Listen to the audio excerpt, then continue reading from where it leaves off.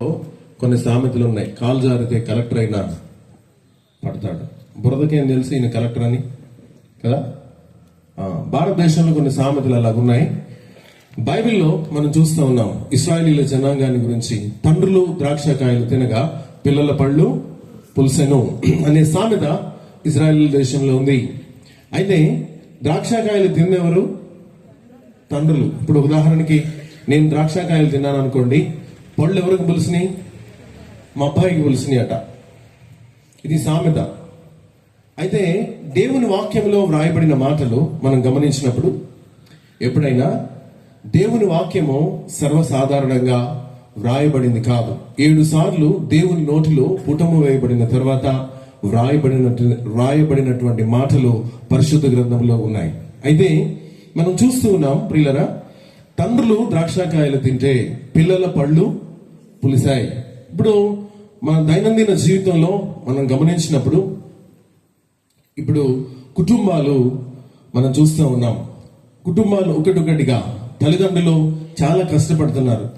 మరి బిడ్డలను ప్రయోజకులను చేయాలని, వారిని ఉన్నతమైన స్థితిలో ఉంచాలని, వారిని చాలా గొప్పవారిగా తయారు చేయాలని తల్లిదండ్రులు చాలా ఆశపడతారు, ప్రయాసపడతారు. ఒక్కొక్కసారి బిడ్డలకు కడుపు నింపడానికి ఏ పని చేయడానికైనా సరే వెనుకాడని వారుగా చాలా సార్లు కనబడతారు తల్లిదండ్రులు.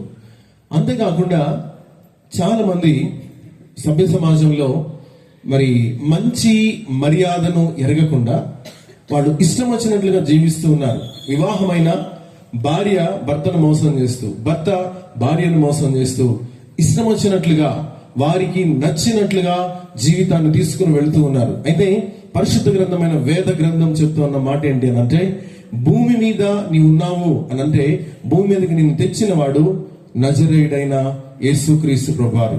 తల్లి గర్భంలో పిండముగా రూపించిన వాడు ఆయనే. నీ శరీరంతో నీవు ఇష్టం వచ్చినట్లుగా ఆటలాడుతాను అని అంటే ఆయన చూస్తా ఊరుకునే దేవుడు కాదు. 139వ కీర్తనలో మనం చూస్తాం కదా. 139వ కీర్తన 13వ వచనాన్ని మనం చదివితే, నా అంతరేంద్రియములను కలుగజేసిన వాడు నీవు నన్ను కలుగజేసిన విధము చూడగా భయమును ఆశ్చర్యమును నాకు పుట్టుచున్నవి. నా తల్లి గర్భమందు పిండముగా నన్ను రూపించిన వాడు నీవే. సర్వశక్తుడైన దేవుడు అమ్మ గర్భంలో మనల్ని పిండముగా రూపించాడు. నీవు నేను అనుకుంటే భూమి మీదకి రాలేదు, మన అమ్మ నాన్న అనుకుంటే రాలేదు, అమ్మమ్మ అనుకుంటే రాలేదు, నాయనమ్మ అనుకుంటే రాలేదు. సర్వశక్తుడైన దేవుడు, సృష్టికర్త అయిన దేవుడు, ఆయన నీ గురించి నా గురించి ఆలోచన చేశాడు.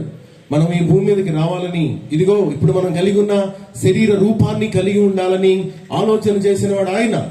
అయితే ఆ సర్వోన్నతుడైన దేవుడు భూమి మీదకి మనల్ని తీసుకుని వచ్చిన తర్వాత మనము మన ఇష్టం వచ్చినట్లుగా, మన కళ్ళు చెప్పినట్లుగా, మన మనస్సు చెప్పినట్లుగా, శరీరము కోరుకున్నట్లుగా మనము కుడికి ఎడమకు మన ఇష్టం వచ్చినట్లుగా ప్రవర్తిస్తూ ఉంటే నిన్ను భూమి మీదకి తెచ్చిన వాడు చూస్తా ఊరుకోడు. ఎందుకనంటే ఇదిగో ఇక్కడ పిల్లలు ఉన్నారు, వాళ్ళు అల్లరి చేస్తే వాళ్ళ అమ్మ కేకేస్తుంది, రేయ్ అంటది. తర్వాత కళ్ళు రూతుంది, కాదంటే చెయ్యెత్తుతుంది. కారణం, వాళ్ళు నీ బిడ్డలు, నీ రక్తంలో నుంచి పుట్టుకొచ్చారు. వాళ్ళు తప్పు చేస్తే నువ్వు సహించవు, ఫస్ట్ కేకేస్తావు, రేయ్ అంటావు. వినలేదు, కదలలేదు, దగ్గరికి వెళ్తావు, చెయ్యెత్తి కొట్టేస్తావు. వాళ్ళు నీ పిల్లలు కాబట్టి. భూమి మీద ఉన్న మానవాళిని తయారు చేసిన వాడు సర్వశక్తుడైన దేవుడు. వాళ్ళు హద్దులు దాటి ఇష్టం వచ్చినట్లుగా జీవిస్తే ఆయన చూస్తా ఊరుకునేవాడు కాదు. ప్రియులరా, కుటుంబ జీవితంలో, కుటుంబ వ్యవస్థలో కుటుంబ యజమాని ఏదైనా పొరపాటు చేస్తే అది ఎవరి మీదకి వస్తుంది అని బైబిల్ చెప్తుంది అని అంటే ఖచ్చితంగా వాళ్ళ రక్తం పంచు పుట్టిన వాళ్ళ మీదకి వస్తుంది. నిర్గమాకాండం 20వ అధ్యాయం 5వ వచనాన్ని ఒకసారి మనం చూస్తాం. నిర్గమాకాండం బైబిల్ స్పీడ్ గా తీసి చదవాలి. ఏలయనగా నీ దేవుడనైన యెహోవానగు నేను రోషము గల దేవుడను, నన్ను ద్వేషించు వారి విషయంలో 3-4 తరముల వరకు, వింటున్నారు కదా, తండ్రుల దోషమును మళ్ళా అడుగుతున్నాను, తండ్రుల దోషమును తెలుగులో తండ్రులు అనుంది, కుమారులు అనుంది. ఇంగ్లీష్ లో మదర్ అండ్ ఫాదర్, చిల్డ్రన్స్ అని ఉంటుంది. అమ్మా నాన్న చేసేది ఏదైనా ఎవరి మీదకి వస్తుంది? మా నాన్నగారు ఒక 1000 కోట్లు సంపాదించాడు. 1000 కోట్లు. మేము ఒకవేళ 4 పిల్లలం, ఎంత వస్తుంది? నాకెంత వస్తుంది చెప్పండి. పోనీ ఒక 100 కోట్లు, మీకు లెక్కలు ఈజీగా చెప్పడానికి, ఒక 100 కోట్లు సంపాదించాడు, మేము 4, ఎంత వస్తాయి? అరుంధతి నగర్ వాళ్ళకి లెక్కలు రావు కదా, త్వరగా 20 లక్షలు వస్తాయి, అంతేనా? 20 కోట్లు వస్తాయి. ఇంతసేపా? 25 కోట్లు వస్తాయి. నాకు 5 కొడుకులు అనుకోండి, ఎంత వెళ్తాయి? 5 కోట్లు వెళ్తాయి. మా నాన్న 100 సంపాదిస్తే నాకు 25 కోట్లు వస్తే నా పిల్లలకు 5 వెళ్ళింది. ఇప్పుడు మా పిల్లలకు కూడా ఒక్కొక్కడికి మరలా ఒక్కొక్క కొడుకు పుట్టాడు అనుకోండి, 5 వాళ్ళకి ఎంత వెళ్తాయి?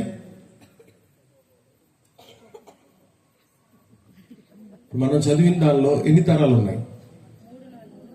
3 లేదా నా చేయండి చూడండి, 4 వేళ్ళు కనబడుతున్నాయి కదా. ఇది నేను లాస్ట్, ఇది మా నాన్న, ఇది మా తాత, ఇది మా ముత్తాత. మా తాత లేదా మా ముత్తాత ఆస్తి సంపాదించుకుంటే పంచుకున్న నేను, మరి పాపం చేస్తే పంచుకోనా? చెప్పాలి, చెప్పండి. ఖచ్చితంగా నువ్వు అవునన్నా కాదన్నా దేవుడు కరెక్ట్ గా కొలిసిపోస్తాడు.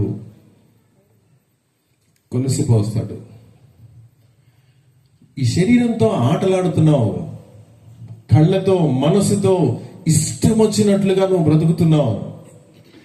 ఊరుకోడు, అది ఎక్కడికి పోన్సమా?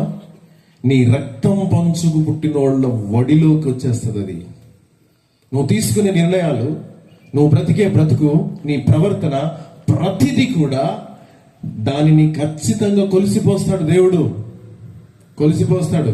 ఇప్పటికీ మన ఊర్లో చాలా ఇంటి పేర్లు క్లోజ్ అవుతున్నాయి. మనకు తెలిసినోళ్ళు ఒకప్పుడు ఇక్కడ ఇల్లు ఉండాలి అంటే అప్పుడు ఉండేవాళ్ళండి, ఇప్పుడు లేరు. ఏంటి ఇల్లు పాడుపడింది అంటే లేరు సార్, ఎవరు లేరు. దేవుడు ఇంటి పేర్లు ఆపేస్తున్నాడు. You go and check yourself in your own village. వెళ్ళి పరీక్షించి చూడు, మీ గ్రామంలో మీరున్న వీధిలో కొన్ని ఇంటి పేర్లు ఆగిపోవడం ప్రారంభమైంది. కారణం, దేవుడు కొలిసిపోయడం ప్రారంభించాడు. 4th జనరేషన్ వచ్చింది, ఆపేస్తున్నాడు దేవుడు, అక్కడ ఆపేస్తున్నాడు. ఇశ్రాయేలు ప్రజలు ఐగుప్తు దేశం నుండి పాలు తేనెలు ప్రవహించే దేశానికి ప్రయాణం చేస్తూ వస్తున్నారు. అప్పటికి మోషే నాయకత్వం ముగిసిపోయింది. మోషే నాయకత్వం ముగిసిన తర్వాత యెహోషువ నాయకుడయ్యాడు. యెహోషువ నాయకత్వంలో వాళ్ళు చాలా బాగా యుద్ధాలు చేసుకుంటూ వెళ్తున్నారు. వాళ్ళు ఎరికో మీదకు వెళ్ళారు. ఎరికో మీదకు వెళ్ళినప్పుడు దేవుడు ఎరికోలో ఉన్న వారితో, అక్కడ ఇశ్రాయేలీలు ఎవరైతే ఎరికోని స్వాధీనం చేసుకుంటున్నారో, ఎరికో గోడలు వాటంతటికి అవి ఇరగదీసుకుని పడ్డాయి. ఎరికో గోడలు వాటంతటికి ఊడి వాళ్ళ ముందు పడిపోయినాయి. ఆయుధాలు ఉపయోగించకుండానే ఎరికో గోడలన్నీ కుప్పగూలిపోయినాయి. ప్రియులరా, అయితే ఎరికో గురించి దేవుడు ఏం చెప్పాడు? ఎరికోలో ఎవరు కూడా, ఎరికోను నేను శపించాను, ఎరికోలో ఏది కూడా మీరు తీసుకోకూడదు. ఎవరైతే శాపగ్రస్తమైన దానిని తెస్తారో, ఎవరైతే శాపగ్రస్తమైన దాన్ని తెచ్చిపెట్టుకుంటారో వాళ్లను అగ్నితో, వాళ్లను ఆ కుటుంబ యజమాని గనక తెస్తే, కుటుంబ యజమానిని, యజమానురాలుని, పిల్లలను, వారి కలిగిన సమస్తాన్ని అగ్నితో కాల్చివేయాలి. చెప్పాడు దేవుడు, అగ్నితో కాల్చివేయాలి. ప్రియులరా, జీవాధిపతి అయిన దేవుడు నీకు నాకు ఆయన ముందు నుంచే హెచ్చరికలు జారీ చేసుకుంటూ వస్తాడు. పద్ధతి దాటుతున్నావు, హద్దులు మేరుతున్నావు, జాగ్రత్త, తిరుగు వెనక్కి, తిరిగిరా, ఇది లోబడు, విను అని దేవుడు చెప్తాడు. వినకుండా కళ్ళు నెత్తికొచ్చినట్లుగా, పొగరు పట్టినట్లుగా నువ్వు ప్రవర్తిస్తా ఉంటే దేవుడు చెయ్యదులేస్తాడు. నిన్ను కంట్రోల్ చేయడం దేవునికి పెద్ద విషయం కాదు. ఒక చిన్న గ్యాస్ రైజ్ చేస్తే ఆగిపోతుంది గుండె. మా చర్చికి వస్తారు ఒక ఫ్యామిలీ, వాళ్ళ అమ్మాయితో రాత్రి 10 గంటల దాకా మాట్లాడింది. తెల్లారి పొద్దున్న టిఫిన్ తయారు చేసింది, భర్తకు పెట్టింది. ఆమె కూడా తింది. కొంచెం గుండెల్లో మంటగా ఉందయ్యా అంటే నాయనతో, అబ్బాయిని పిలుచుకొస్తానుండు, డాక్టర్ దగ్గరికి వెళ్దాం అంటున్నాడు. వచ్చేలోపు ఏమో చచ్చిపోయింది. నిన్ను కంట్రోల్ చేయడం చిన్న గ్యాస్ ట్రబుల్ చాలు, తెలుసా నీకు? నువ్వు పెద్ద నేను వీరుణ్ణి, సూర్యుడిని, విక్రమార్కుణ్ణి, నా కళ్ళు అక్కడ ఉన్నాయి, నాకు ఇక్కడ ఉన్నాయి, నేను ఇట్లా అంటే వాళ్ళు వస్తారు, వీళ్ళు వస్తారు. ఎంత నువ్వు, ఎందుకు ఆ అతిరిపాటు, ఎందుకు ఆ గర్వం, ఎందుకు ఆ అహంకారం? సర్వోన్నతుడైన దేవుడు ప్రేమతో నిన్ను నన్ను పిలుస్తూ ఉన్నప్పుడు లోబడడానికి ఏమాత్రం కూడా మనము లోపడని వారిగా కనబడుతూ ఉన్నాం, ప్రియమైన వాళ్ళరా. అయితే వీరు ఎరికోని గెలిచారు. ఎరికో వాళ్ళ స్వాధీనమైంది. వాళ్ళ స్వాధీనమైనప్పుడు నెక్స్ట్ ఎరికోని ఆనుకుని హాయి అనే పట్టణం ఉంది. హాయి చెప్పండి, చెప్పాలి. మీరు సరిగా వాక్యం వింటున్నట్టు నాకు అనిపిస్తుంది. దిక్కులు ఎక్కువ చూస్తున్నారు. అయ్యా అది వీడియోనా లైవా ఏంటది? వీడియో. మరి ఎందుకు మీరు దాని పెద్ద కదుతున్నారు? ఫోన్ వచ్చేది, దాన్ని ఫోన్ రాకుండా పెట్టాలి, అప్పుడు వీడియో తీయాలి. మీరు కదలొద్దు. మీరు కదలటం వల్ల ఇది ఈ కళ్ళ చూడ వాళ్ళందరూ బిన్యంగా చూస్తున్నారు. నన్ను డిస్టర్బ్ చేయ ప్లీజ్. హాయి పట్టణం మీదకి యుద్ధానికి వెళ్ళాలి. ఆల్రెడీ ఎరికోని గెలిచారు కాబట్టి చాలా సంతోషంగా ఉన్నారు. ఒక విజయం వచ్చేసింది. చాలా పెద్ద పట్టణం, ఆయుధాలు వాడకుండానే గెలిచేశారు. కాబట్టి వీళ్ళు చాలా చాలా సంతోషంతో ఉన్నారు. హాయి అంతా చాలా చిన్నది, తక్కువ మంది వెళ్ళి లేపేద్దాం అని వాళ్ళు వెళ్తా ఉన్నారు. వెళ్తుంది ఎవరు అంటే యోధులు వెళ్తున్నారు. రండి, యెహోషువ గ్రంథం 6వ అధ్యాయం. యెహోషువ గ్రంథం 6వ అధ్యాయం 13వ వచనాన్ని చదువుదాం. 7 యాజకులు పొటేలు కొమ్మును, బూరలను 7 పట్టుకుని నిలువగా యెహోవా మందసమునకు ముందుగా నడుచుచు ఊదుచుండిరి. ఎవరు నడుస్తున్నారు? యోధులు. అంటే కాళ్ళు కళ్ళు సరిలేనోళ్ళ, యుద్ధం సరిగా చేతగానోళ్ళ కాదు. ఇశ్రాయేలీయులకి దేవుడు ఎలాంటి శక్తిని ఇచ్చాడంటే ఒక్కొక్కడు 1000 మందిని చంపుతాడు. చెప్పండి ఎంతమంది? ఇప్పుడు ఇద్దరైతే ఎంతమందిని చంపాలి? 2000 మంది. కానీ వాళ్ళు ఇద్దరు గనక పక్క పక్కన ఉంటే 10,000 మందిని చంపేస్తారు. చెప్పండి కూడా దేవుని స్తుతిద్దాం. ఒక్కడు 1000 మందిని చంపుతాడు, ఇద్దరైతే 10,000 మందిని. ద్వితీయోపదేశకాండం 32వ అధ్యాయం 30వ వచనాన్ని చూద్దాం. Deuteronomy chapter number 32 verse number 30. ద్వితీయోపదేశకాండం 32వ అధ్యాయం 30వ వచనం.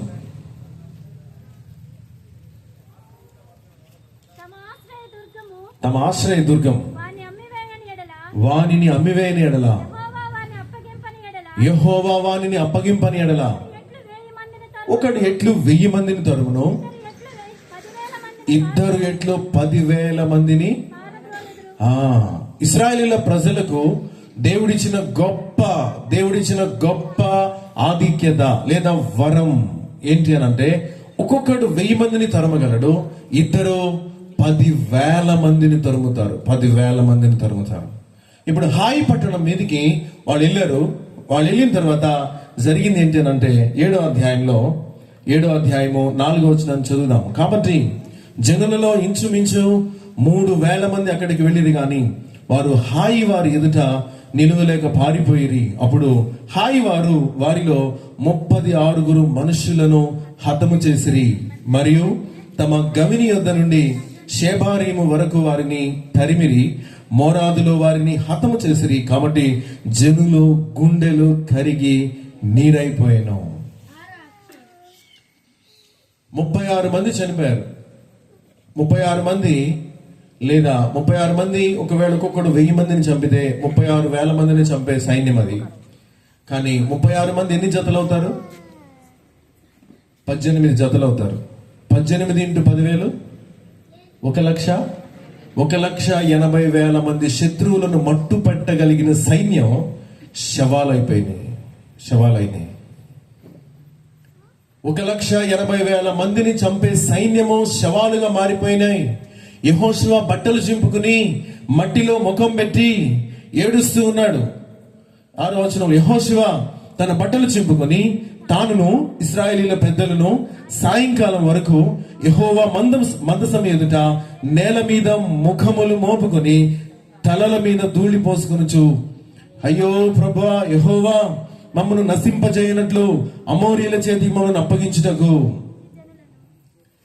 ఎందుకు 1,80,000 మందిని చంపే సైన్యం శవాలైపోయింది ఎందుకు ప్రభా? మేమేం తప్పు చేశాం?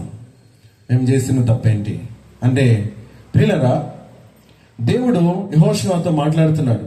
10వ వచనంలో యెహోషువతో ఇట్లా, నేను లెమ్ము, నీవేళ ఇక్కడ ముఖము నేల మోపుకొందువు, ఇశ్రాయేలీయులు పాపం చేసి ఉన్నారు, నేను వారితో చేసిన నిబంధనను వారు మీరి ఉన్నారు, శపితమైన దానిని కొంత తీసుకుని దొంగిలి బొంకి తమ సామానులో ఉంచుకొని ఉన్నారు. యెహోషువ ఏడుస్తూ ఉంటే సర్వోన్నతుడైన దేవుడు యెహోషువతో మాట్లాడుతున్నాడు. యెహోషువ, లే, ఎందుకు ఏడుస్తున్నావు? లే, మట్టి తులుసుకో, బట్టలు సరి చేసుకో, నువ్వేడవడం ఏంటి? లే. ఏంటి ప్రభా అంటే, ఇశ్రాయేలీయులు తప్పు చేశారు, అందుకే ఈ యొక్క 36 మంది శవాలయ్యారు. ప్రియులరా, యెహోషువతో దేవుడు ఇశ్రాయేలీయులు తప్పు చేశాడు అని చెప్తున్నాడు, కానీ పలానా పేరు చెప్పాడా? చెప్పాడా? మనం ఆరాధించే దేవుడు ఎలాంటి వాడో తెలుసా? నీ యొక్క పర్సనల్ పాపాన్ని వేరే వాళ్ళతో చెప్పి ఎగతాళి చేసేవాడు కాదు. హల్లెలూయా. నీ సంగతులన్నీ తీసి బయటకు చెప్పి ఎండేసి ఎగతాళి చేసేవాడు కాదు. ఎందుకంటే ఈయన ప్రేమ కలిగిన దేవుడు. నీ అంతటికి నీవు త్రాహిమాం దేవా కృపయా శరణాగత వచ్చలే అన్యదా శరణం నాస్తి, ఓం శాంతి శాంతి శాంతి. నీ అంతటికి నీవు తప్పైపోయింది ప్రభా, నన్ను క్షమించు, నేనే అలా ప్రవర్తించాను, నన్ను క్షమించవా అని నీవు అడుగుతావని ఆయన అవకాశం ఇచ్చి ఎదురు చూస్తాడు.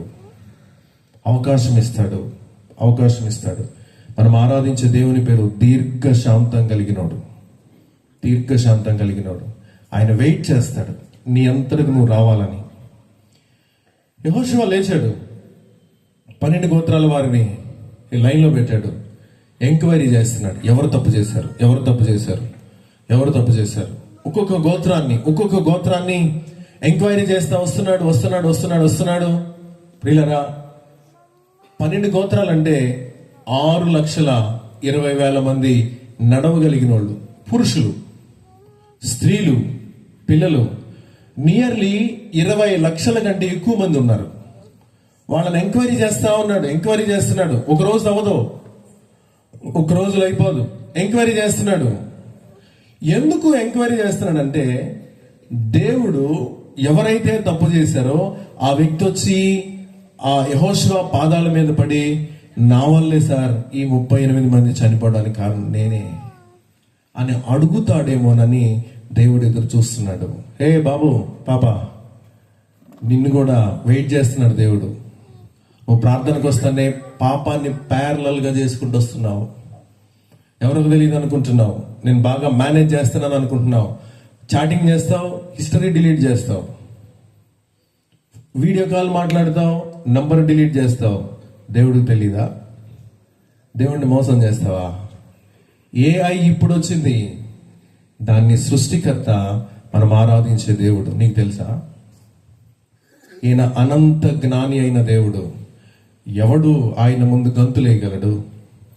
ఎవరు ఆయన ముందు జ్ఞానముతో ప్రవర్తించగలరు? ఆలోచన చేయి. ప్రియ సహోదరులారా, దేవుడు వెయిట్ చేస్తున్నాడు. నువ్వు నీ ఇష్టం వచ్చినట్లుగా చర్చికి వస్తావు, చర్చిలో ఉన్న వాళ్ళతో మిస్బిహేవ్ చేస్తున్నావు. చర్చికి వస్తావు, ఆడపిల్లలు ఇంకా పిచ్చిగా చూస్తున్నావు, ఇష్టారాజ్యంగా ప్రవర్తిస్తున్నావు, లోకంలో తిరుగుతున్నావు. పర్వాలా, దేవుని మందిరంలో కూడా అదే పాత పాప స్వభావంతో నీవు కామ వికారపు చేష్టలను చర్చిలో ప్రదర్శిస్తా ఉంటే ఆ చర్చి కలిగినోడు చేతగానోడు కాదు. ఆయన కళ్ళెర్ర చేస్తాడు నీ మీద. ప్రమాదాన్ని కొని తెచ్చుకుంటాం. మనం ఆరాధించే దేవుడు దహించు అగ్ని అయిన దేవుడు. వడిలో నొప్పులుంచుకునే నెడల వాడి వస్త్రము కాలకుండునా? జాగ్రత్త. యేసు ప్రభు ఏదో సిలువ మీద ఇట్లా ఉన్నాడు, ఏలాడుతున్నాడు అనుకోవద్దా? ఆయన యూదా గోత్రపు కొదమ సింహమైన దేవుడు, ఆయన రోషము కలిగిన దేవుడు, ఆయన సైన్యములకు అధిపతి యెహోవా దేవుడు దీర్ఘశాంతం చూపిస్తున్నాడు. నీ అంతకు నువ్వు వస్తావని. యెహోషువ ప్రతిరోజు నిద్ర లేవడం ఎంక్వైరీ చేస్తున్నాడు. ప్రతి వంశాన్ని లేదా ప్రతి గోత్రాన్ని ఎంక్వైరీ చేస్తున్నాడు. తీస్తా ఉంటే అప్పటికి ఈ ఎవరైతే తప్పు చేశారో ఆయన భార్య ఒకరోజు అడిగింది, ఏమండి ఇప్పుడు వాళ్ళు 38 మంది చనిపోయారు కదా, ఆ వదినమ్మ ముఖం చూడలేకపోతున్నానండి, పాప వాళ్ళు చిన్న పిల్లలు కదా, వాళ్ళ ముఖం చూస్తుంటే నా గుండె తరుక్కుపోతుంది అని ఇతనితో మాట్లాడుతుంటే ముఖం బిర్రుగా పెట్టుకున్నాడు. ఏమనుకున్నాడంటే, నన్ను ఎవరు పట్టుకోలేదు, నేను ఎవరికి దొరకను. చాలా మంది అనుకుంటారు, నేను ప్లాన్ చేస్తే 2 గంటకి తెలియదబ్బా, నేను చాలా బాగా మేనేజ్ చేయగలను. గుర్తుపెట్టుకో, పాపం నిన్ను రెడ్ హ్యాండెడ్గా పట్టించేస్తుంది. ఆ రోజు ఉరితాడు నీ ఎదురు కనపడుతుంది. చావు తప్ప you have no any other alternate way. దేవునికి విరోధమైన కార్యాలను నువ్వు చేస్తా ఉంటే, నేను మేనేజ్ చేస్తాను, మెయింటైన్ చేస్తాను, నా మాట చెల్లుతుంది అని నువ్వు అనుకుంటా ఉంటే, దేవుడు దేనినైనా చేయగలిగిన సమర్థుడైన దేవుడు. పాత పాట ఉండదు, ఒక పాట, రేయి పగలు నీ పద సేవ అనే దాంట్లో, గనులనైనా మేపడ గడ్డి. నెబుకద్నెజరు మహావీరుడు, సూర్యుడు గర్వంతో ఉన్నాడు. ఎక్కడ పెట్టాడు? తీసుకెళ్ళి గడ్డి తినిపించాడు. గడ్డి పశు స్వభావం వచ్చేసింది. మనిషి గడ్డి తిన్న చరిత్ర మనం ఎక్కడైనా చూస్తావా? గడ్డి తింటున్నాడు. గడ్డి పశువులాగా మారిపోయిన ఈ శరీరం అంతా. కొంతకాలం అడవిలో పెట్టాడు. ఇదివరకు 98 లో the king and the drum అని ఇంగ్లీష్ నాన్ డీటెయిల్ ఉండేది. దానిలో వస్తుంది ఈ చరిత్ర అంతా. మనకి ఇక్కడ బైబిల్లో ఉంది, రాసింది షేక్స్పియర్ బైబిల్లో నుంచి తీసి రాశాడు చాలా డ్రామాలు. దేవాది దేవుడు, ఆశ్చర్యకరుడైన దేవుడు, వాత్సల్యపూర్ణుడైన దేవుడు నిన్ను నన్ను మన జీవితాలను సరిచేసి చక్క చేసి దేవుని స్వరూపంలోనికి మార్చడానికి ఆయన ఇష్టపడుతున్నాడు. ఇలా ఆవిడ అడుగుతుంది, అసలు ఆ వదిన, ఆ పిన్న వాళ్ళని, అమ్మాయి వాళ్ళని చూస్తుంటే నాకు భలే బాధ అవుతుంది అంటే, ఇతనేం మాట్లాడట్లేదు. ఒకసారి అడిగిన ధైర్యం చేసి, నువ్వేమన్నా తెచ్చావా, నువ్వేమన్నా చేసావా అంటే భార్య మీద కోపం తెలిపాడు. కాళ్ళెత్తి తన్నబోతున్నా, ఏం మాట్లాడుతున్నావు, నేను తప్పు చేస్తానా, నీకు తెలుసా, నువ్వు నాకు చెప్పేంత రానివా, నర్మాయ్. పిల్లలు అడిగారు ఒకసారి, ఏంటి ఎవరి మీదకి వస్తుందో నన్ను అందరూ గజగజలాడిపోతున్నారు, అన్ని గోత్రాల వాళ్ళు భయపడుతున్నారు అంటే, పిల్లల్ని ఇలాగా గొంతు పట్టుకుని పైకి లేపి వదిలేస్తున్నాడు. ఏరా మీరు కూడా నన్ను అడిగేంత రోజుల, ఏరా నిన్నగాక మొన్న నాకు పుట్టి నా మీదే నాకే చెప్తారా మీరు, ఇలా మాట్లాడుతున్నాడు. ఎంక్వైరీ చేస్తా ఉన్నారు. 6 నెలలు పట్టిందండి. 6 నెలలు. దేవుడు 6 months టైం ఇచ్చాడు. రాలా. చూద్దాం దేవుని వాక్యాన్ని చూద్దాం. 7వ అధ్యాయం 16వ వచనం. కాబట్టి యెహోషువ ఉదయమున లేచి ఇశ్రాయేలీయులను వారి గోత్రముల వరుసను బట్టి దగ్గరకు రప్పించినప్పుడు యూదా గోత్రము పట్టబడెను. యూదా వంశమునకు దగ్గరకు రప్పించినప్పుడు జెరహీల వంశము పట్టబడెను. జెరహీల వంశమును పురుషులను వరుసన దగ్గరకు రప్పించినప్పుడు జల్దీ కుమారుడు పట్టబడెను. అతడును అతని ఇంటి పురుషులు వరుస దగ్గరకు రప్పించినప్పుడు యూదా గోత్రములోని జెరహు మునిమనుడును జల్దీ మనవడును కర్మీ కుమారుడైన ఆకాను పట్టబడెను. దేవుడు పట్టుకోలేడా అండి? ఖచ్చితంగా పట్టుకుంటాడు. సామెతల గ్రంథం 18వ అధ్యాయం, సామెతల గ్రంథం 15వ అధ్యాయం 11వ వచనం. పాతాళమును అగాధ కూపమును యెహోవాకు కనబడుచున్నవి, నరుల హృదయములు మరీ తేటగా కనబడను కదా. ఎలా ఎలా నువ్వు తప్పుకోగలవు? యోబు గ్రంథం 34 అధ్యాయం 21 వచనంలో, యోబు గ్రంథం 34 అధ్యాయం 21 వచనం. స్తోత్రం చెప్పండి ఒకసారి గట్టిగా. నీకు ఆపితే బాగుండయ్యా అన్నట్టు ఉంది నాకు. గట్టిగా చెప్పండి, గట్టిగా ఒకసారి గట్టి చప్పట్లు కొడదాం. యోబు గ్రంథం 34 అధ్యాయం.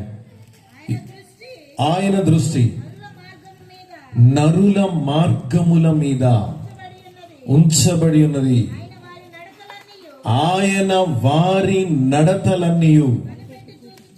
గుర్తుపెట్టుకో, సీసీ కెమెరాలు లేక ముందు నుంచే దేవుడు నీ సంగతంతా రికార్డ్ చేస్తున్నాడు.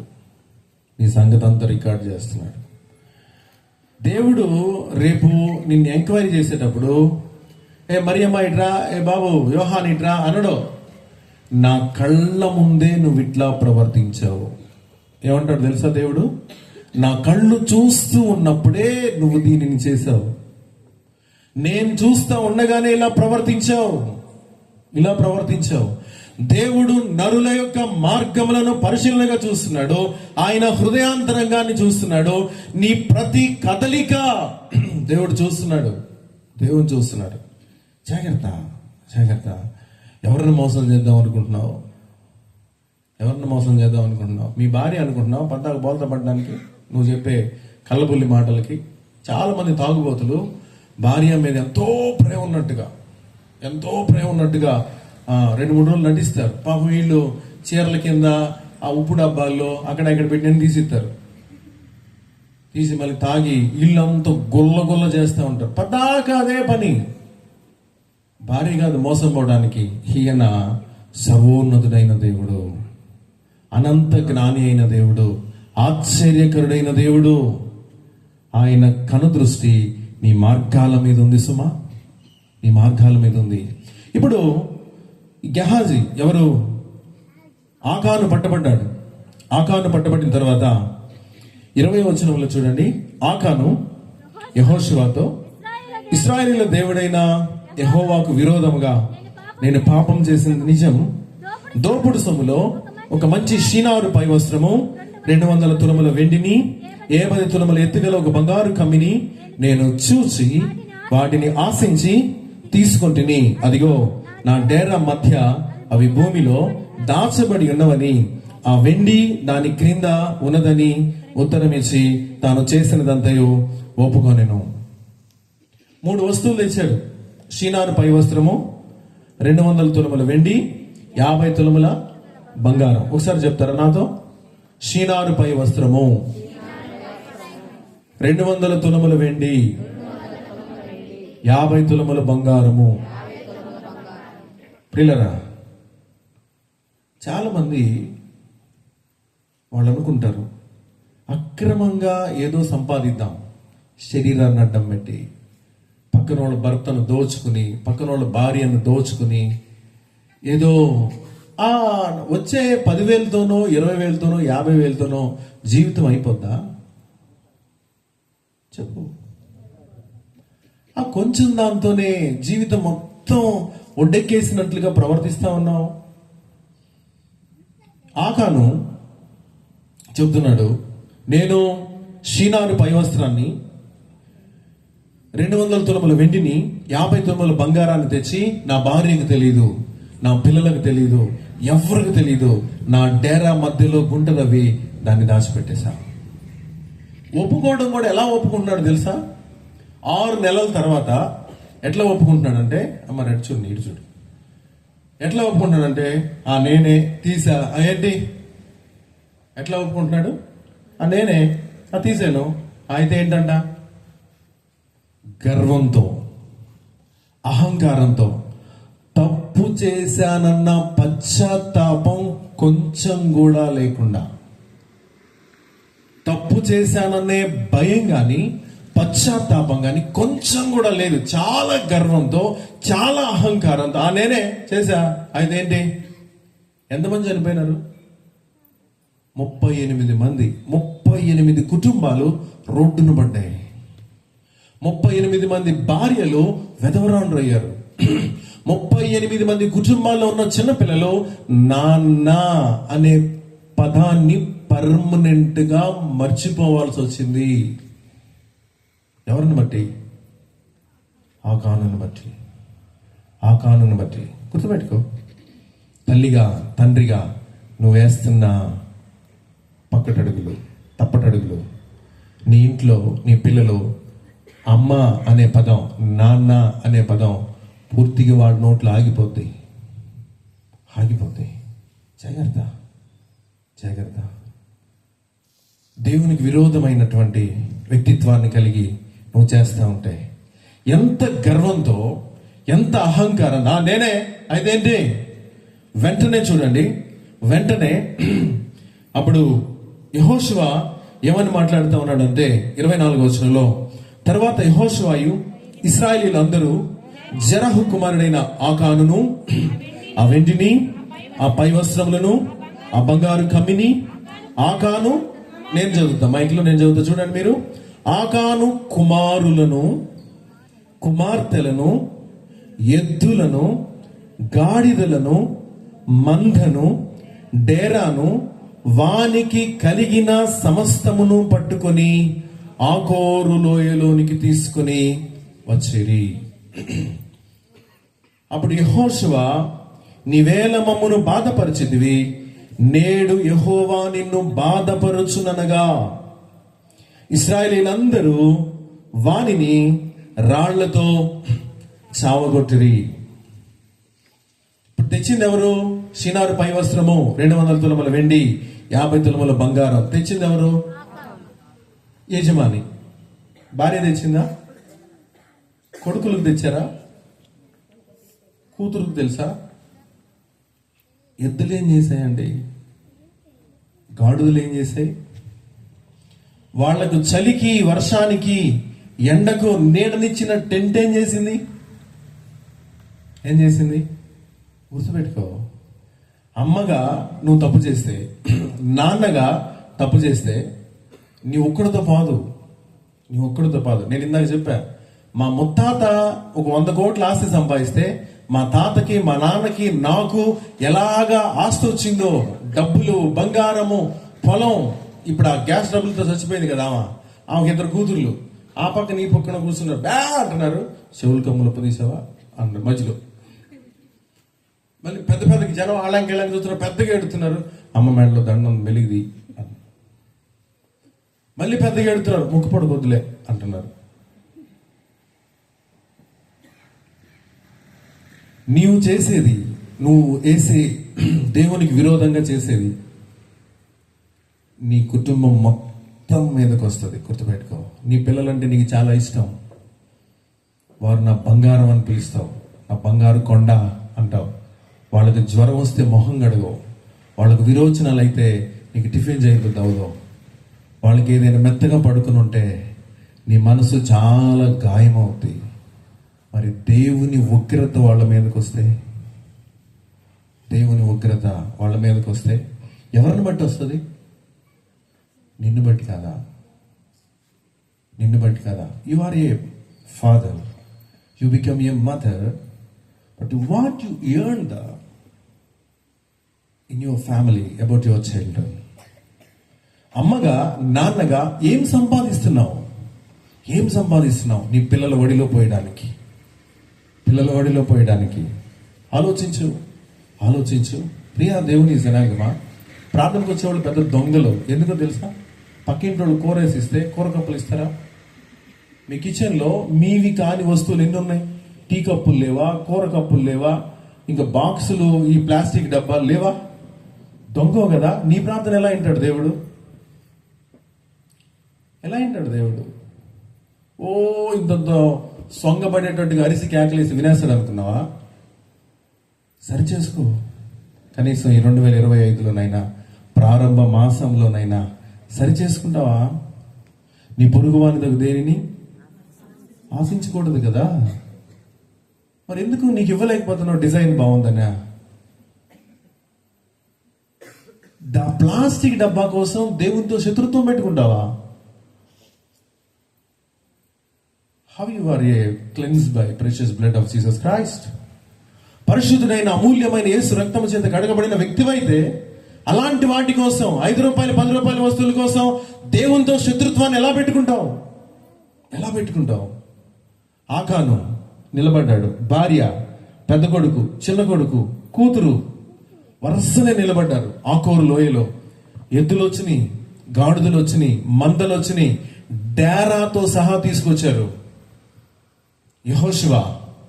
యెహోషువ పైన ఉన్నారు. వాళ్ళ పాప ఒకవేళ ఆకానుకి కూతురు అంటే బాగా ఇష్టం. డాడీ, మామయ్య వాళ్ళు ఏంటి రాళ్ళు తీసుకొచ్చారు? మామయ్య వాళ్ళు ఇదివరకు మామయ్య నన్ను పద్దాకు బుగ్గల్లాగా ముద్దు పెట్టుకునేవాడు కదా, ఇప్పుడేంటి నేను దగ్గరికి వెళ్తున్నా కూడా పక్కకి వెళ్తున్నాడు మామయ్య. వాళ్ళు ఎవరు మాట్లాడట్లేదు, ఏంటి డాడీ? ఏం సమాధానం చెప్తాడు ఆకాను? ఏడవటం తప్ప ఏమైనా చేయగలడా? కొడుకు పెద్దోడు అంటాడు, ఏ నాన్న, ఆ రోజు నేను అడిగితే నన్ను గొంతు పిసిగిపోయావు. భార్య అంటుంది, ఏంటిది? పిల్లల ముఖం చూడు ఒకసారి, ఎలా చేయాలనిపించింది నీకు? ఎందుకు ఇలాంటి పరిస్థితి తెచ్చావు? ప్రియరా, ఒకవేళ గాడిదలకు గొంతుంటే మానవ స్వరం వస్తే, ఎద్దులకు గొంతుంటే మానవ స్వరం వస్తే, యజమానుడా మా మెడ మీద కాడేస్తే ఎప్పుడైనా లాగమన్నావా? రాళ్లతో కొట్టించబోతున్నావా మమ్మల్ని? నువ్వు ఎంత బరువులేసినా మోసాం కదా, ఇప్పుడు రాళ్లతో కొట్టి చంపించేస్తావా? మేమేం చేసాం యజమానుడా? ఎప్పుడైనా ఎదురు చెప్పావా? ఆకాను ఎంత గర్వ హృదయం అంటే, ఇప్పుడు చావబోతున్నాడు. ఇప్పుడైనా ఆ 38 మందిని, ఆ 38 మంది, అమ్మా మార్తమ్మా, అమ్మా మరియమ్మా, సుసన్న రండి, ముందుకు రండి అని పిలిచి, అమ్మా నా వల్లే మీ భర్త చచ్చిపోయాడు, బాబు నా వల్లే మీ నాన్న చచ్చిపోయాడు, నా వల్లే ఇలా జరిగింది, నా వల్లే అని నన్ను క్షమించండి, ఇక నేను ఎడిదిరి చచ్చిపోబోతున్నాను అడిగాడా? దేవుడు నిన్ను సంఘమిత్ర హాస్పిటల్లో ఆక్సిజన్ మాస్క్ పెట్టిన సిగ్గురాదే నీకు? సంఘమిత్ర హాస్పిటల్లో గంటలు చెప్తున్నారు డాక్టర్లు, అయినా అక్కడైనా పశ్చాత్తాపడతావా? దేవుడు ఛాన్స్ మీద ఛాన్సులు ఇస్తున్నాడు నీకు మారు మనసు పొందాలని. అనుకూల సమయమిదే నీ మొరనాలకించుటకు, అనుకూల సమయమిదే నీ మొరనాలకించుటకు,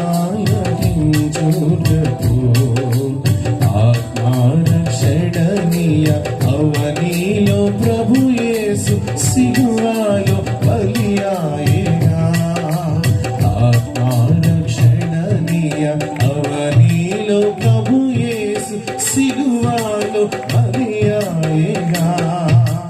మారు మనసునందుమా,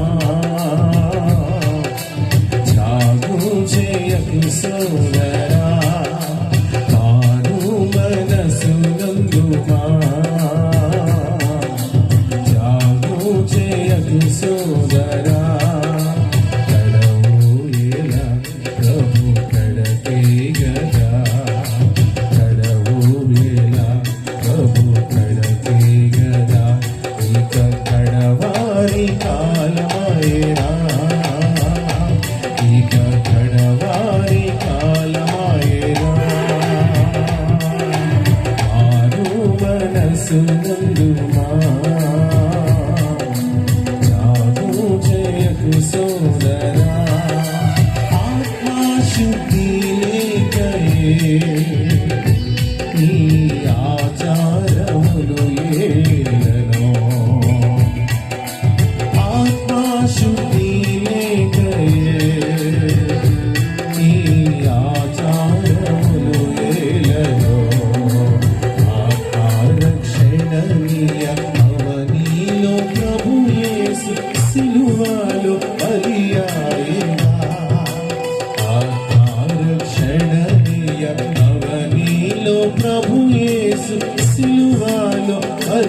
మాయగా మారు మనసునందు చేయకు సోదరా మారు మనసునందు చేయకు సోదరా.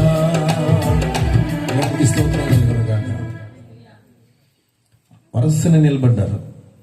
ఆ కాలంలో పశ్చాత్తాపం లేదు. పిల్లలు ఏడుస్తున్నారు, భార్య ఏడుస్తుంది. యెహోషువ బోర ఊదాడు. రాళ్ల వర్షం కురుస్తుంది, పైనుంచి రాళ్ల వర్షం కురుస్తుంది. పాప ఇలా కేకేస్తుంది, నానా నానా నా ముక్కు పగిలిపోయింది, తల పగిలిపోయామో, నా కాలు విరిగిపోయింది, నడుము విరిగిపోయింది అని పాప ఏడుస్తుంటే వాళ్ళకి అడ్డం వెళ్ళడానికి వెళ్తున్నాడు. ఆల్రెడీ ఇతనికి నడుము విరిగిపోయింది, కాళ్ళు విరిగిపోయింది, తల పగిలిపోయింది, కళ్ళు కారిపోతున్నాయి, గుడ్లు అడిలిపోతున్నాయి. ఇటుపక్క గాడిదలు ఎడ్లు గోండ్రు పెడుతున్నాయి, కేకలేస్తున్నాయి. ఒకవేళ వాటి భాషకు అర్థం అంటే, యజమానుడా యజమానుడా ఏం చేశామని మమ్మల్ని ఇలా కొట్టిస్తున్నావు.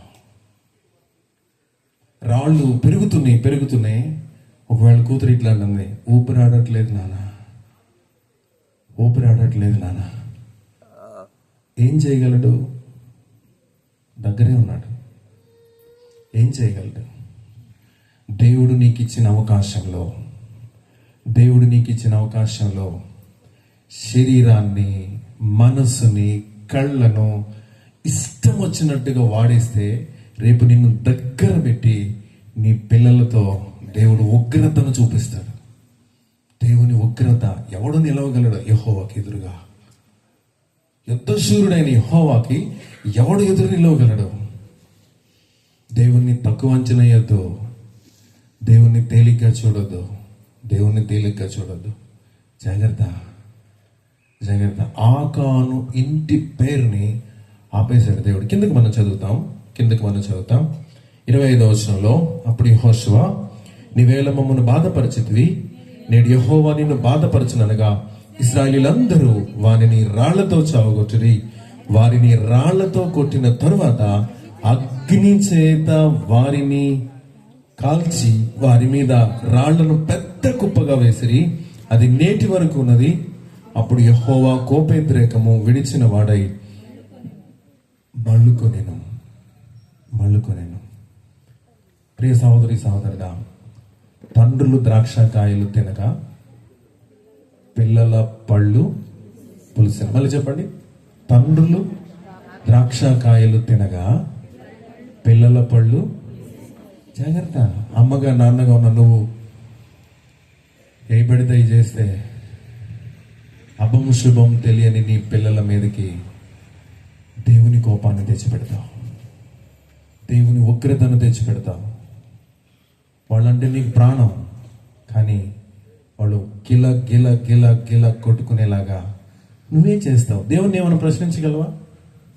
ఏంటి ప్రభా ఇది, ఇంత అన్యాయమా ప్రభా అంటే దేవుడు నువ్వు చేసిందంతా చెప్తాడు. నేను చెప్పలేదా నీకు? నిన్ను అలా చేయొద్దని చెప్పలేదా?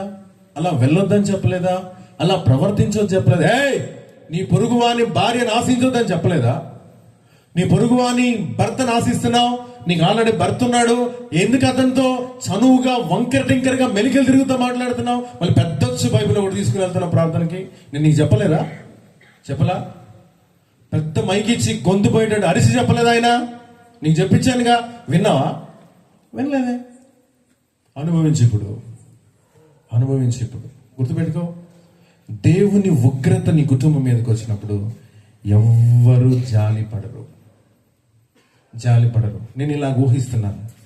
ఇప్పుడు ఆ 38 మందిని యెహోషువ బోర ఊదాడు. అమ్మా 38 మంది ముందుకు రండి అంటే అందరూ చిన్న చిన్న రాళ్ళు తీస్తే వాళ్ళు ఎంత రాళ్ళు తెచ్చుంటారు? చెప్పండి. వాళ్ళ పిల్లలు ఎంతలా రాళ్ళు తెచ్చుంటారు? ఒరే దుర్మార్గుడా, నీ వల్ల మా నాన్న లేకుండా చేసావు కదరా, నా భర్త లేకుండా చేసావు కదరా అని చిన్న చిన్న రాళ్ళు తెచ్చుంటారా? ఏమండి, చిన్నవి తెచ్చుంటారా? వాళ్ళు మొయ్యలేనంత పెద్ద రాళ్ళు ఒక్క దెబ్బతో పచ్చడైపోవాలి ఆకాను అన్నంత కోపం వాళ్ళకుంది. ప్రియ సహోదరులారా, యేసుక్రీస్తు ప్రభువారు 2025లో ఆయన నీతో మాట్లాడుతున్నాడు. తండ్రులు ద్రాక్షకాయలు తినగా పిల్లల పళ్ళు పులిసిని, కానీ అలా వద్దని చెప్తున్నాడు. మనం ఎంత చదివాం? యెహెజ్కేలు గ్రంథం 18వ అధ్యాయం 2వ వచనాన్ని మళ్ళీ మనం చదువుదాం. యెహెజ్కేలు గ్రంథం 18వ అధ్యాయం 2వ వచనాన్ని మనం చదువుదామా? తండ్రులు ద్రాక్షకాయలు తినగా పిల్లల పళ్ళు పులిసెనని మీరు చెప్పుచూ వచ్చేదరే.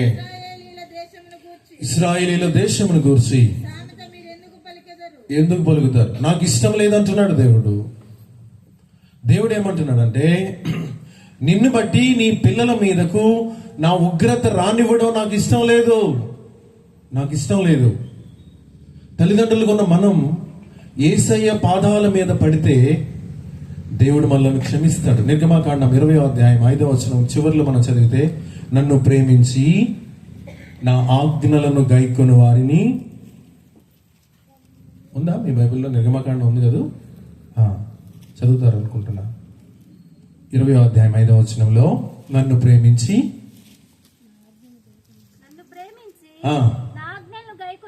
నా ఆజ్ఞలను గైకొను వారిని.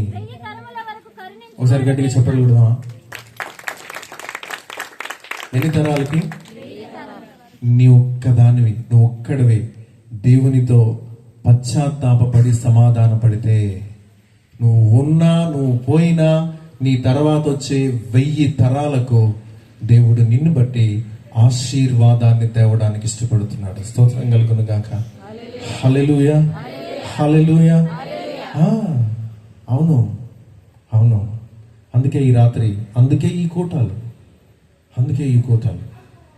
నువ్వు యేసుక్రీస్తు ప్రభువారి పాదాల మీద పడితే, యేసుక్రీస్తు ప్రభువారి పాదాల దగ్గరకు వచ్చి, తప్పైపోయింది ప్రభువా, నన్ను క్షమించు, నా పాపాలను క్షమించు అని నువ్వు అడిగితే, ఆయన నిన్ను క్షమించడానికి ఇష్టం కలిగిన దేవుడు. ఈ మధ్య ఒక 5 కోట్ల ఆస్తి ఉంటుంది. 5 కోట్ల ఆస్తి.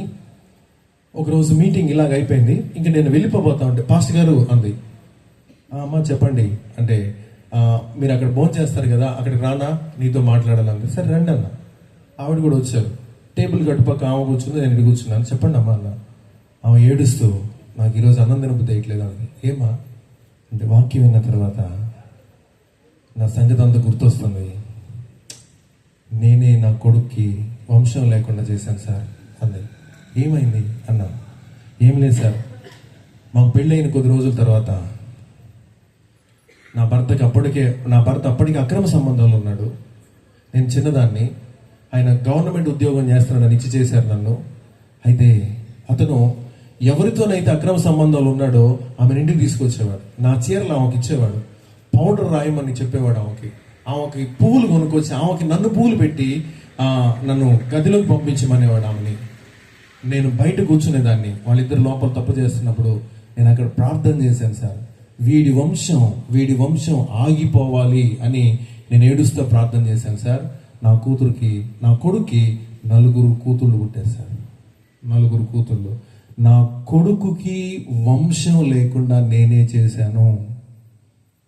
నేను అడిగాను, వీడి వంశం పోవాలనుకుంటున్నాను.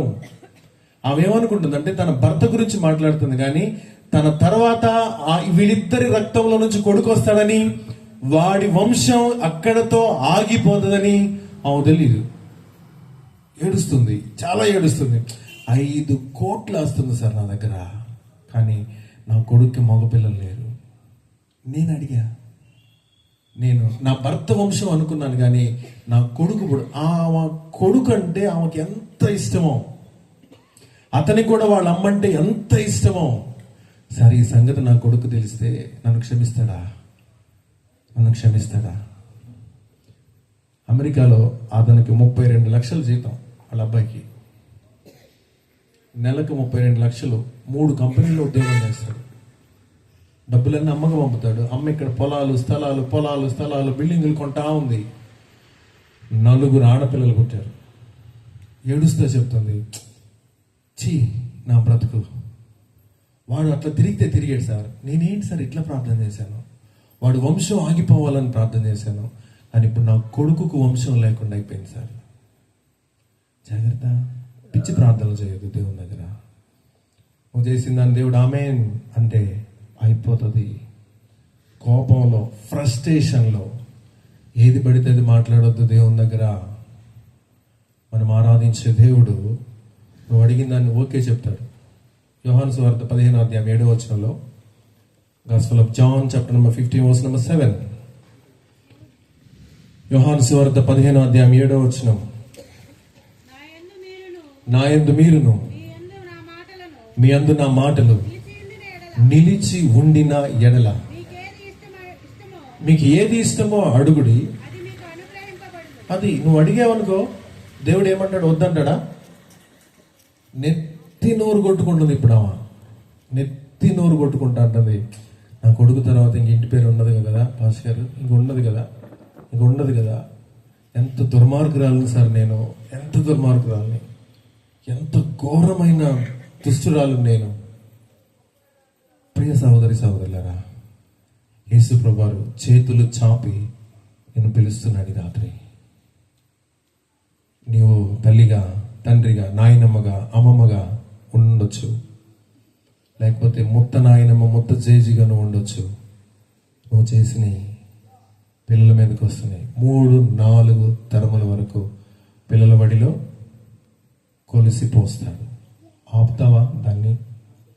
దేవుడు నీ చేతుల్లో పెడుతున్నాడు. నువ్వు అడిగితే ఆపడానికి ఆయన ఇష్టపడతాడు. లేచి నిలబడదాం, ప్రభుత్వం మాట్లాడదాం. లేచి నిలబడి ప్రభుత్వం మాట్లాడదాం. ప్రభా నన్ను క్షమించండి. ప్రార్థన చేద్దాం. ఎవరు అటు ఇటు తిరగొద్దు. 2-3 నిమిషాలు భోజనాలు వచ్చినాయి, పెద్ద ప్రాబ్లం కాదు. ప్రార్థన చేయండి, వాక్యాన్ని బట్టి ప్రార్థన చేయండి. కళ్ళు మూసుకోండి, దేవునితో మాట్లాడండి. బాబు నీకు పెళ్ళవలేదు అనుకోండి ఇంకా, కానీ నువ్వు చేసే పిచ్చి పిచ్చి చేష్టలు రేపు పెళ్ళవుద్ది. ఎవరి మీదకి వస్తాయి? అప్పుడెప్పుడో తెలిసి తెలియకుండా ఏదో చేశాను సార్ అంటే పోదది, వదలదది. అందుకే ఇప్పుడే పశ్చాత్తాపడతావా? క్షమించమని అడుగుతావా? కళ్ళు మూసుకో ప్రార్థన చేయి. ప్రతి ఒక్కరు ప్రార్థన చేద్దాం. ఆకాను కుమార్తెలు ఏడుస్తున్నారు.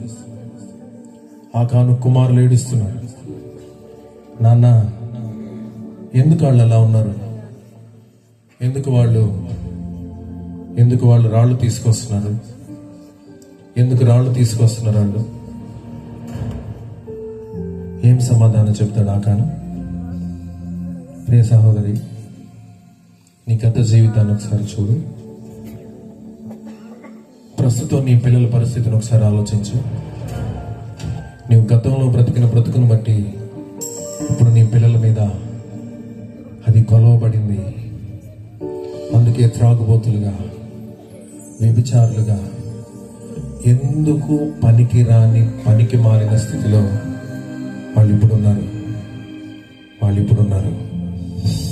ప్రియ దేవుని జనాంగమా, ప్రభు పాదాలు పట్టుకుంటావా? క్షమించమని అడుగుతా. కళ్ళు మూసుకో, ప్రార్థన చేయి. ప్రతి ఒక్కరు ప్రార్థన చేద్దాం. ప్రభు నన్ను క్షమించమని అడుగుదాం. ఆకాన్ లాంటి పరిస్థితి నాకు వద్దు ప్రభు. నేను మంచి అమ్మగా ఉండాలి, మంచి నాన్నగా ఉండాలి. నా వంశాన్ని, నా బిడ్డలను నేను నాశనం చేసే వ్యక్తిగా ఉండకూడదు. నాకు అలా ఇష్టం లేదు. ప్లీజ్ ప్రభా నన్ను క్షమించవా? ప్లీజ్ నోరు తెరిచి ప్రభు పాదాలు పట్టుకో. ప్రతి ఒక్కరు నువ్వు అనుకుంటున్నావు రేపు నీ బలం తగ్గినాక నీ పిల్లలు నీకు అన్నం పెట్టాల్సిన రోజులు వచ్చినప్పుడు ఏడుస్తావు, కానీ ఎవరు స్పందించరు. మందులు అవసరమైన రోజు ఏ కొడుకు నిన్ను పట్టించుకోడు. కారణం నీవు బ్రతికిన బ్రతుకు వాళ్ళ ఒడిలో కొలిసిపోసిన దేవుడు ఆ పరిస్థితులను తట్టుకోలేకపోతావు. అందుకే దేవుడు నీ క్షేమకాలంలో మాట్లాడుతున్నాడు. ప్లీజ్ నోరు తెరుస్తావా? పశ్చాత్తాపడతావా? ప్రభా నన్ను క్షమించమని అడుగుతావా? దూరం నుంచి మైక్లో వింటున్న సహోదరులరా, దేవుడి రాత్రి నీతో సూటిగా మాట్లాడుతున్నాను. నువ్వు అరుగు మీద కూర్చొని ఉండొచ్చు, ఆరు బయట నుంచి నువ్వు వింటా ఉండొచ్చు, డాబా పైకి ఎక్కి నువ్వు వింటున్నావేమో నాకు తెలియదు. దేవుడు నీతో మాట్లాడుతున్నాడు. నీ రహస్య జీవితాన్ని దేవుడు బయటికి చెప్పి ఎగతాళి చేయడానికి ఆయనకి ఇష్టం లేదు. ఆకాను గురించి యెహోషువ ఒకప్పుడే చెప్పొచ్చు, చెప్పలేదు. దేవుడు వెయిట్ చేస్తా వచ్చాడు. ఆకాను వస్తాడేమోనని ఎదురు చూశాడు. 6 నెలలు ఎదురు చూశాడు. రాలా. ఆకాను భార్య, కొడుకులు, కూతుళ్ళు మంద రాళ్ల కింద మూలుగుతున్నారు. దేవుడు నీతో మాట్లాడుతున్నాడు. ఇది మిక్కిలి అనుకూలమైన సమయం. సహోదరి సహోదరుడా, యేసయ్య శిలువ రక్తం నిన్ను కడగడానికి, యేసయ్య శిలువ రక్తం నిన్ను పవిత్రపరచడానికి, 1000 తరములకు నిన్ను ఆశీర్వాద కారణముగా చేయడానికి, 1000 generations బ్లెస్సింగ్ నీ వలన తేవడానికి is ready to eagerly ready. ఆయన వేగిరమే ఎదురు చూస్తున్నాడు. పశ్చాత్తాపడతావా? ప్రార్థనకు వస్తా కూడా ఇంకా అలాగే బతుకుతావా? అవే పనులు చేసుకుంటూ బతుకుతావా? అలాగే మారు మనసు లేని బ్రతుకుతావా? ఇంకెన్ని రోజులు అవకాశం ఇవ్వాలి నీకు? ఏం చెబితే నీకు బుద్ధి వస్తుంది? ఎలా చెబితే నీకు చెవుల్లో నాటుద్ది? దేవుడు ప్రతిమలాడుతున్నాడు ఈ రాత్రి.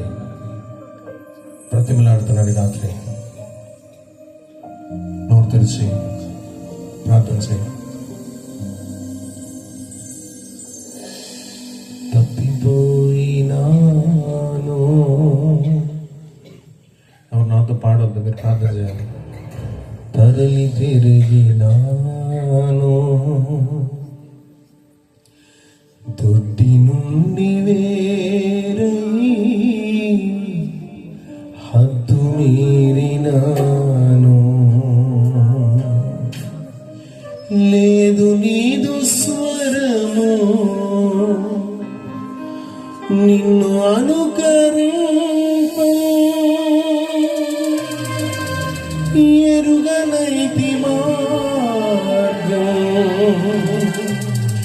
లేదు నాలో జీవం. ఒక్క మాట చాలు ప్రభా.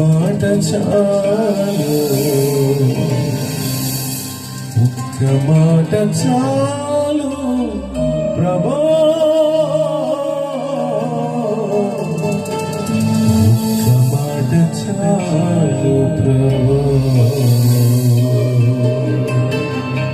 నాతో నీవు మాట్లాడినచో నీ బ్రతికేదను ప్రభు. నాతో నీవు మాట్లాడినచో నీ బ్రతికేదను ప్రభు. నా ప్రియుడా, నా హితుడా, నా ప్రాణనాథుడా, నా రక్షకా. నా ప్రియుడా, నా హితుడా, నా ప్రాణనాథుడా, నా రక్షకా. నాతో నీవు మాట్లాడినచో నీ బ్రతికేదను ప్రభు.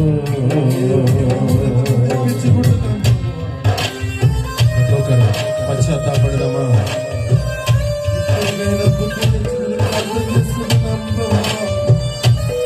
క్షమించుటకు సిద్ధమైన మనసు కలిగిన వాడు క్షమించు ప్రభువా. బుద్ధి లేని మా బ్రతుకులు, సిగ్గు లేని మా బ్రతుకులు నీవే క్షమించే దేవుడు. 1000 తరాల ఆశీర్వాదం కావాలి, 4 తరాల శాపం అవుతుంది.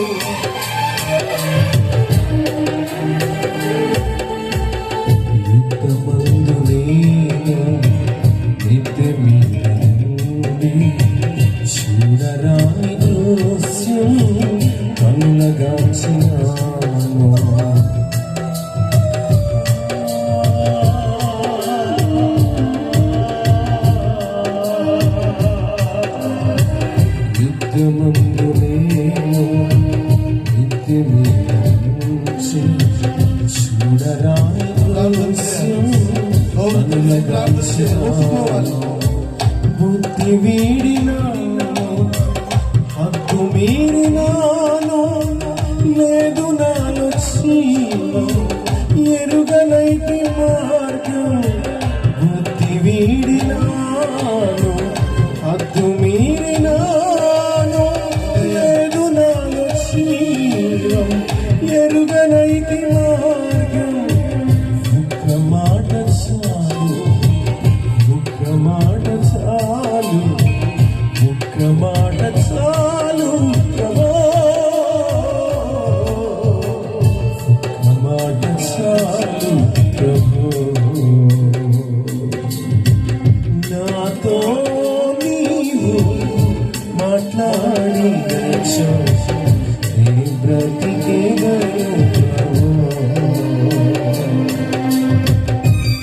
ప్రియుడా, నా హితుడా, నా ప్రాణనాథుడా, నా రక్షకుడా, నా ప్రియుడా, నా హితుడా, నా ప్రాణనాథుడా, దేవుడు నిన్ను క్షమించే సమయం నాతో నీవు మాట్లాడి మంచి అవకాశం నీ బ్రతికే ప్రార్థించయ్యా. నాతో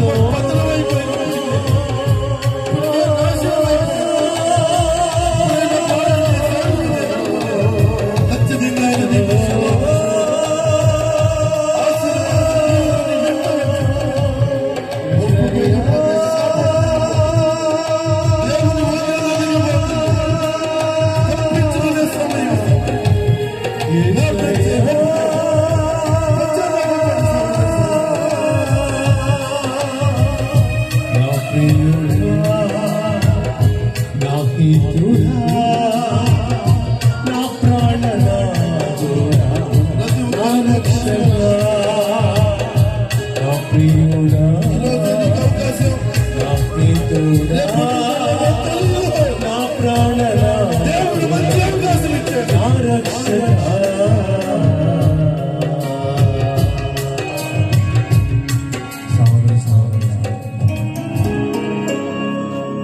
దేవుడు ప్రతిమలాడుతున్నాడు. 26 జనవరిలో నువ్వు ఉంటావో లేదో నాకు తెలియదు, మళ్ళీ మనం కలుస్తామో లేదో తెలియదు. ఇది మీకు ఇది అనుకూలమైన సమయం. ప్రభుతో ఇప్పుడే నిబంధన చేద్దాం.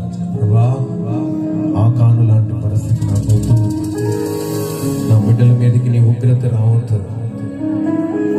నేను 1000 తరములకు ఆశీర్వాదకరంగా ఉండాలి, నేను 1000 తరములకు దీవెనకరంగా ఉండాలి. అలాగ నన్ను మార్చు అనేవారు ఉంటే మీ కుడి చేతిని పై చేతుతారా? నేను ప్రార్థన చేయబోతున్నాను. నన్ను 1000 తరములకు ఆశీర్వాదకరంగా మార్చు ప్రభా, 1000 తరములకు ఆశీర్వాదకరంగా మార్చు. ప్రార్థన చేద్దాం. పేతురు పాస్టర్ మనం ప్రార్థన నడిపిస్తుండగా, ఓ దేవా నీకు వందనాలు చెల్లిస్తున్నాను. పరిశుద్ధుడైన తండ్రి, ప్రేమ కలిగిన ప్రభువా, ఈ ప్రాంతాన్ని ప్రేమించి అందరు ప్రార్థన చేద్దాం. ఈ రోజు రాత్రి మీరు ప్రత్యేకంగా మాతో మాట్లాడినందుకు వందనాలు ప్రభువా. ఒక మనిషిగా మీరు భూమి మీదకి మమ్మల్ని మీరు పంపించారు ప్రభువా. అద్భుతమైన జీవితాన్ని ఇవ్వడానికి పంపించారు ప్రభువా. తెలిసి కొంత తెలియక కొంత మేము పతనావస్థలోకి వెళ్ళిపోయి అందులో మీరే ఆజ్ఞను మరిచి మీ ఉగ్రతకు మీ కోపానికి మేమే పాత్రలమయ్యాము. అందమైన కుటుంబాన్ని పతనం చేసుకుంటున్నాము, అందమైన జీవితాలు నాశనగా మమ్మల్ని 6 మాసాలు అవకాశం ఇచ్చారు. ఒక్కరోజు పశ్చాత్తాపం లేక, ఒప్పుకునే మనసు లేక, లోపడే మనసు లేక తన కుటుంబం మొత్తాన్ని రాళ్ల చేత కొట్టించి అగ్ని చేత కాల్పించి చంపాడు. ఓ బుద్ధి లేని వ్యక్తిగా మేము ఉండకూడదు ప్రభు. మీ మాట వింటే వెయ్యి తరాల ఆశీర్వాదం. మీ మాట వెలిగిపోతే 3-4 తరాలు మేమే మా బిడ్డల్లో మేము శాపాన్ని కొలిసిపోతాం. ఇప్పటికైనా మీరు ఎంత మాట్లాడిన తర్వాత, ఎంత హెచ్చరించిన తర్వాత, ఇప్పటికైనా మేము ఒప్పుకోకపోతే మమ్మల్ని ఎవరు బాగు చేస్తారు? అయ్యా, ఇంత సూటిగా తేటగా మీరు మాట్లాడారు. మేము చేత పడతామయ్యా, మేము ఒప్పుకుంటున్నాం ప్రభు. మమ్మల్ని క్షమించి మీ రక్తం దక్కడి పరిశుద్ధ మా బిడ్డల మీదకి, ఆ తర్వాత వచ్చే తరాల మీదకి ఆ కోపము శాపము రాని వద్దని మేము ఒప్పుకుంటున్నాం ప్రభు. అయ్యా, మాకు ముందు వచ్చింది ఒప్పుకుంటున్నాం. దయతో క్షమించండి ప్రభు. ఇప్పటి వరకు మీరు మాట్లాడినారు పశ్చాత్తాపంతో. అయ్యా, మమ్మల్ని మేము పరీక్ష చేసుకుంటున్నాం, ఒప్పుకుంటున్నాం. మారు మనసు లేదు మా జీవితాలకు, మారు మనసు ప్రభా. ఈ కూటాలు జయకరంగా జరిగించినందుకు మీ సేవకులో నుంచి మీరు 3 దినాలుగా మాట్లాడుకోవచ్చు. ఈ రాత్రి మా హృదయాల బద్దలయ్యే విషయాలు మాట్లాడారు. నిజంగా మేమే మా కుటుంబాన్ని ప్రేమించే వాళ్ళం అయితే ఇక నుంచి నీ మాటకు, వాక్యానికి లోబడి సరిగ్గా మర్యాదగా క్రమముగా జీవించే కృప మాకు దయచేయమని ప్రార్థనలకు సహాయం చేయాలి. యేసయ్య నామములో ప్రార్థించి వేడుకుంటున్నాము తండ్రి. కూర్చున్నాం. మరి ఈ 2025 సంవత్సరం జనవరిలో ఈ సభల్లో దేవుని వాక్యాన్ని అందించడానికి మరి దేవుని సేవకురాలు అమ్మగారు మమ్మల్ని ఆహ్వానించి ఇలాగ దేవుని మాటలు అందించడానికి మరి ప్రభు కృప చూపించారు. అమ్మగారు ఆహ్వానించారు.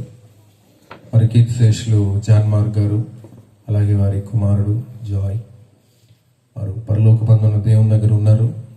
మరి వారిద్దరు లేకపోయినా దేవుని పనిని తన తుది శ్వాస వరకు తుదిముట్టించడానికి దేవుని సేవకురాలు నడుం కట్టుకుని మరి అనేక మంది సహాయ సహకారాలతో ఈ పరిచర్యను ముందుకు తీసుకొని వెళ్తున్నారు. దేవుడి పరిచర్యను బహుగా ఆశీర్వదించునుగాక.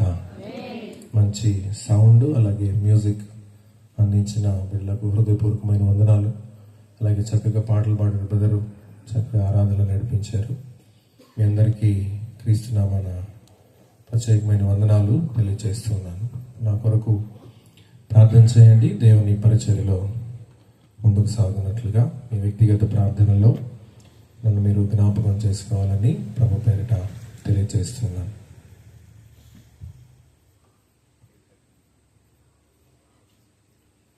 కేక్ తీసుకురండి.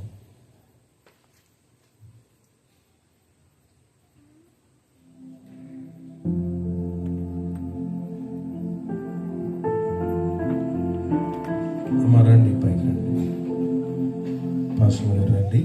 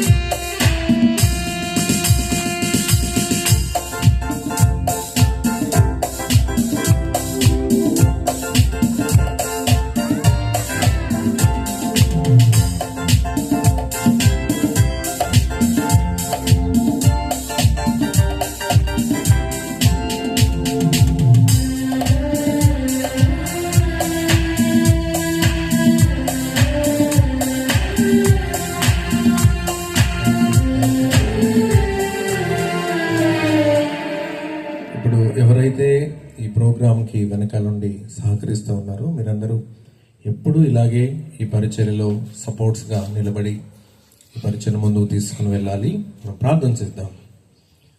మానక కృప చూపుచున్న మా ప్రియ పరలోకపు తండ్రి, మహోన్నతుడా, మీ పాదాలకు వందనాలు, స్తోత్రాలు.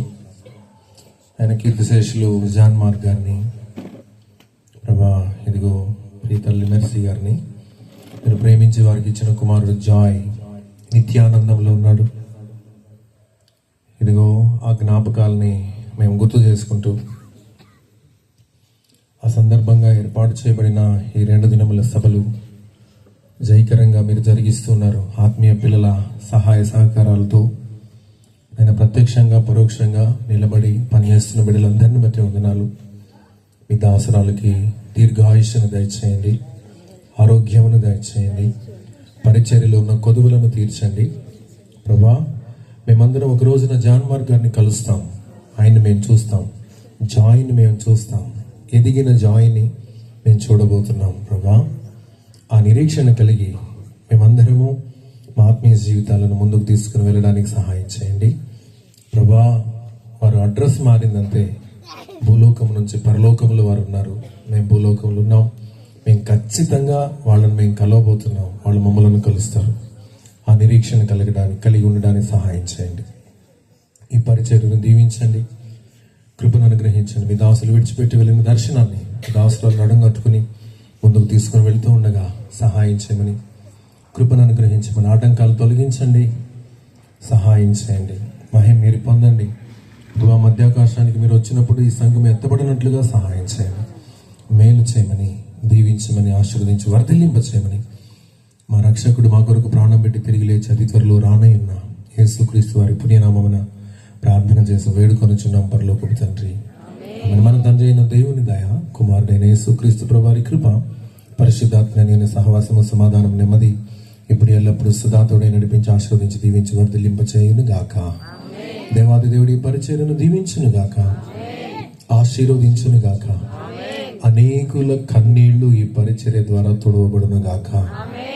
అనేకుల పేర్లు జీవ గ్రంథంలో వ్రాయబడడానికి ఈ పరిచర్య మధ్యవర్తిత్వముగా పనిచేయును గాక.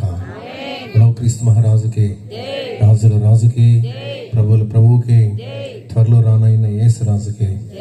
హల్లెలూయా. అందరికీ వందనాలు. ఆఖరి మాటలు